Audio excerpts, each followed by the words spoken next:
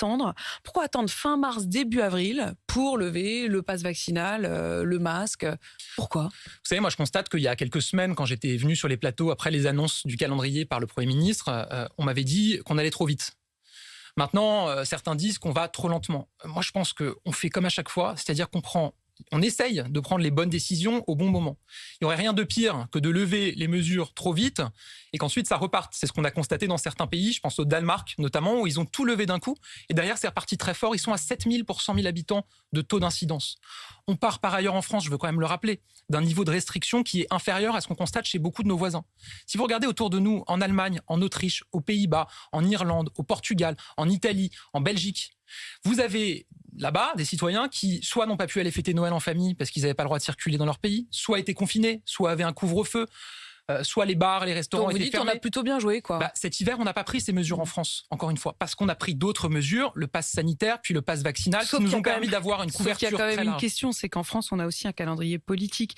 Et on a quand même l'impression que votre calendrier de décision, il est plus politique que sanitaire. Notre calendrier, il suit le calendrier du virus, Apolline de Malherbe. Les Allemands... Mais Gilles Pialou, qui était à votre place mercredi, il disait non, le calendrier, là, tel qu'il est présenté, il ne repose pas sur des critères précis sanitaires. Alors, je suis ravi de l'entendre. Moi, j'écoute ce que disent le Haut Conseil à la santé publique, le Conseil scientifique. Monsieur Delfrécy, le professeur Delfrécy, s'est exprimé sur le sujet. En Allemagne, ils lèvent comme nous l'essentiel des mesures en mars.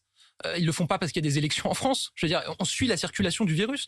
Il n'y aurait rien de pire quand la situation s'améliore que de ne pas nous adapter en allégeant les mesures qu'on peut alléger. Donc oui, on espère qu'à la mi-mars, on pourra alléger le pass, on pourra alléger le port du masque en intérieur. Fin du masque partout, au travail, dans les transports, quand on aura atteint le seuil de 1500 personnes en réanimation. C'est ce qu'a annoncé hier le ministre de la Santé. En ce moment, donc, on est à peu près à 3126, si on est très précis, personnes en soins critiques. Est-ce que vous commencez à avoir une idée du moment où ça pourrait être? C'est ce qu'a dit Olivier Véran, c'est-à-dire autour de la mi-mars, probablement qu'on pourrait commencer à alléger les mesures et puis ensuite, fin mars, début avril, peut-être les lever totalement. C'est ça l'objectif qui est le nôtre, c'est ça le calendrier sur lequel on travaille. Encore une fois, guidé aussi par des recommandations scientifiques. Le professeur Fischer est le premier à avoir parlé de cette échéance, le professeur Delfrécy. Il avait évoqué la date du 28 février. Est-ce qu'on est d'accord là-dessus? 28 février, fin du masque en intérieur? Le 28 février, on arrête l'obligation du port du masque en intérieur dans les lieux où il y a le pass vaccinal.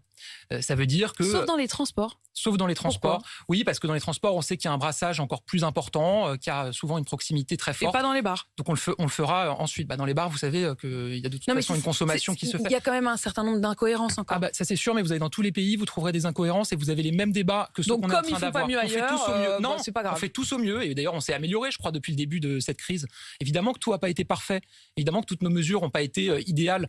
Je crois qu'on a essayé d'apprendre progressivement. Mais moi, ce que je constate encore une fois, c'est que cet hiver, on a pu traverser cette 5e vague Omicron sans prendre les mesures qui ont été prises dans les pays voisins. Encore une fois, fermeture des bars, des restaurants, confinement, couvre-feu, interdiction de regroupement. On n'a pas connu ça en France cet hiver. Les Français, ils ont pu fêter Noël en famille quasiment normalement. Est-ce qu'on peut